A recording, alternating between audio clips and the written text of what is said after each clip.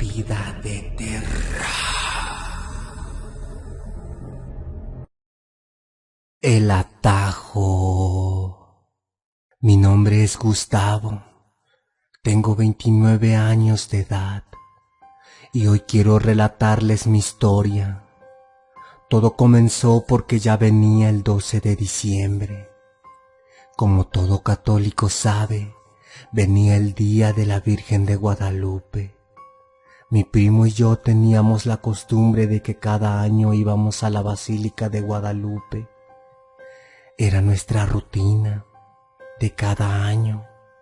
Durante 5 años consecutivos habíamos ido en bicicleta hasta ahí. Nosotros éramos de Morelos y era una gran aventura para mí y para mi primo. Así que hablé con él y me dijo que sí iría. Planeamos todo. Saldríamos mínimo 3 días antes, pues el camino era largo y con las bicis era más complicado. Llegó el día, preparamos todo, nuestra agua, nuestra comida y todo lo necesario, y salimos. Varias personas del pueblo también acostumbraban a ir con su bicicleta, así que era muy normal. Mi primo José y yo estábamos haciendo muy buen tiempo. Nos llenaba de emoción el saber que llegaríamos antes de lo planeado. A mitad del camino descansamos un poco. Llevábamos casi todo el día pedaleando. Fue entonces que mi primo dijo: «Sería muy bueno que lleguemos antes que todos». Yo le respondí que sí. Fue entonces que alguien con una bicicleta que era de otro lado pasó a saludarnos. Nos preguntó que si íbamos también a la basílica y le dijimos que sí. Nos preguntó el por qué. Solo íbamos nosotros dos. Y respondimos que estábamos haciendo buen tiempo, pues queríamos llegar antes que todos. Fue entonces que ese señor nos miró. Su nombre era Facundo. Nos dijo que si queríamos llegar primero, tomáramos el atajo. «¿El atajo?», respondí. Facundo dijo: «Claro, en unos 2 kilómetros cerca de aquí hay una desviación. Pueden ir por ahí para llegar más rápido». Yo no estaba seguro. Como les digo, llevaba varios años yendo por el mismo lugar y por el mismo camino, y jamás habíamos pasado o visto algo parecido a un atajo. Yo le dije que no a Facundo, pero mi primo, en su afán de querer llegar más rápido que nadie del pueblo a la basílica, terminó aceptando. Yo no dije nada, pues Facundo no se veía que fuera mala persona, así que también acepté y nos fuimos los 3.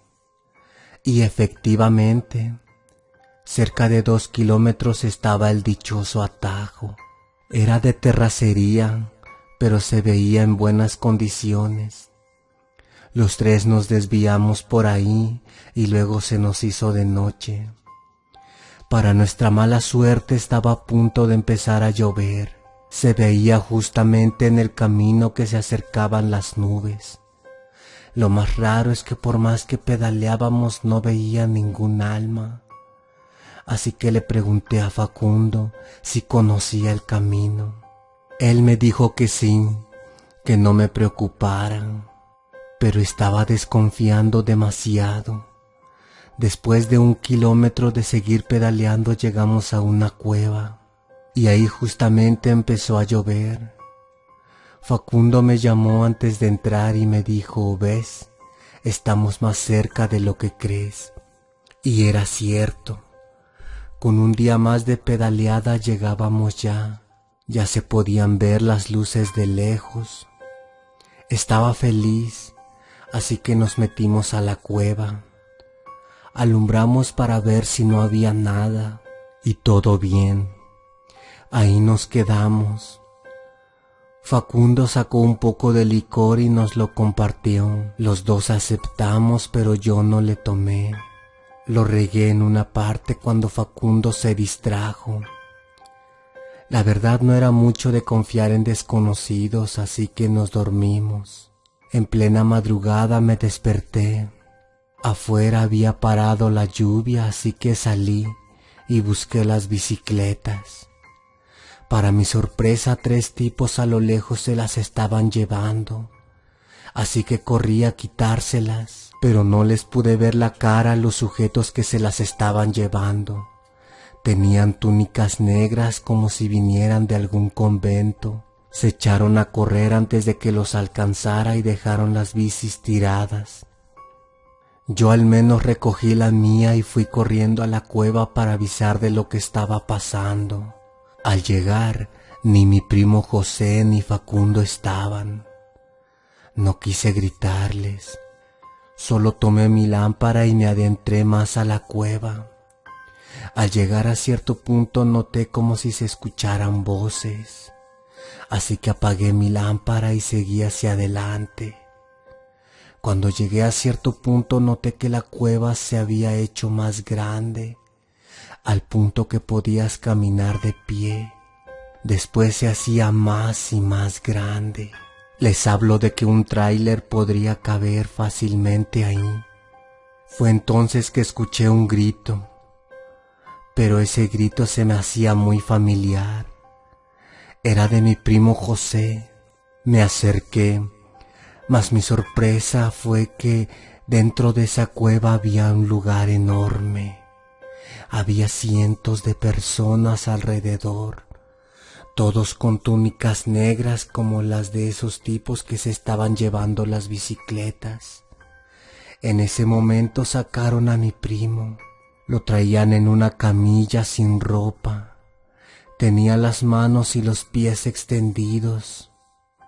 Después todos esos tipos lo rodearon y salió otra persona con una túnica diferente, pero al igual negra. Traía algo en las manos. Era una copa, pero tenía un líquido muy raro. Se la colocó en la cabeza a mi primo mientras rezaba en un dialecto que no conocía, y todos los demás se hincaron. Entonces se la dieron de tomar a mi primo, y claro, este se resistió. Así que tomaron un tubo y se lo introdujeron por la boca, y solo así se lo hicieron tomar. Quería salir y romperles la cara. Mi primo lloraba y les suplicaba que lo dejaran ir, pero no le hacían caso. En ese momento el tipo que estaba rezando se quitó la túnica de la cabeza, y era Facundo. Roció todo ese líquido en todas las partes del cuerpo de mi primo. Yo a lo lejos, escondido, estaba llorando de impotencia por no poder hacer nada. Entonces todos empezaron a rezar y de momento todos se quedaron callados. Ahí se escuchó en una parte de las entradas de la cueva un ruido. Este era parecido al de una cabra, y salió un ser que no he podido olvidar hasta el día de hoy. Tenía garras en lugar de manos, una boca enorme de oreja a oreja y unos dientes afilados. Sus ojos eran rojos y su lengua medía cerca de 1 metro. ¿Qué era esa cosa? Todos se hincaron al verlo y esa cosa se acercó a mi primo. Facundo también se hincó. Mi primo empezó a gritar desesperado a que alguien lo ayudara. Entonces esa cosa lo olió y le mordió el brazo. Mi primo gritaba de dolor y decía: por favor, ayúdenme. Esa cosa lo seguía mordiendo hasta que le arrancó el brazo. Se lo estaban comiendo vivo. En ese momento esa cosa me volteó a ver. Yo salí corriendo de la cueva y me dirigí hasta donde estaba mi bicicleta, y por suerte ahí seguía. Salí lo más rápido posible y empecé a pedalear lo más que podía hasta que logré llegar a un pueblo. Ahí pedí auxilio, les platiqué la situación. Dije que unos tipos habían secuestrado a mi primo y la gente salió a ayudarme. Pedí un teléfono prestado y le hablé a la policía. Llevé a todos al lugar de los hechos. Ahí muy poca gente quiso entrar. La policía llegó después y yo señalé el lugar donde mi primo estaba. Los acompañé y sí encontraron el cuerpo de mi primo. Estaba deshecho. Se habían comido todas sus tripas y su corazón. Le faltaba una mano y los ojos, además de partes del pie. Mi primo había sido demacrado. Pero no había gente. Todos habían desaparecido de momento. Yo hablé con los padres de mi primo para darles la mala noticia y no lo soportaron. La policía me interrogó y yo les dije todo, hasta lo de esa cosa, que no sabía qué era, pero me imagino que se trataba del maligno. Después fui al pueblo junto con la gente que salió a ayudarme. En el camino un señor se acercó y me dijo: lo siento mucho. ¿Sabes por qué nadie toma ese camino? Yo le dije: ¿por qué? Porque la gente asegura que esa es la cueva del demonio. Nadie va ahí y menos entra. Yo le platiqué lo de Facundo y el señor me dijo: pues ese güey les hizo una mala jugada. Probablemente pertenezca a esa secta y lo que viste ahí adentro es a lo que la gente le teme. Ya no dije nada. No dejaba de culparme y decirme que si no hubiera ido por ese camino mi primo seguiría vivo. Ya casi amanecía, así que tomé la bicicleta y me fui a mi pueblo a esperar el cuerpo de mi primo. Lo velamos y lo enterramos. Cada año visito su tumba y dejé de ir a la basílica desde ese año.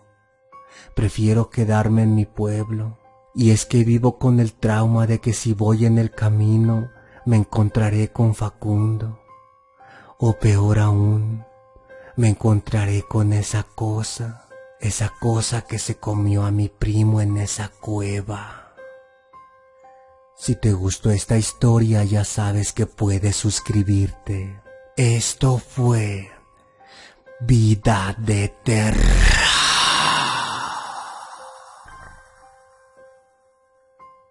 Buenas noches.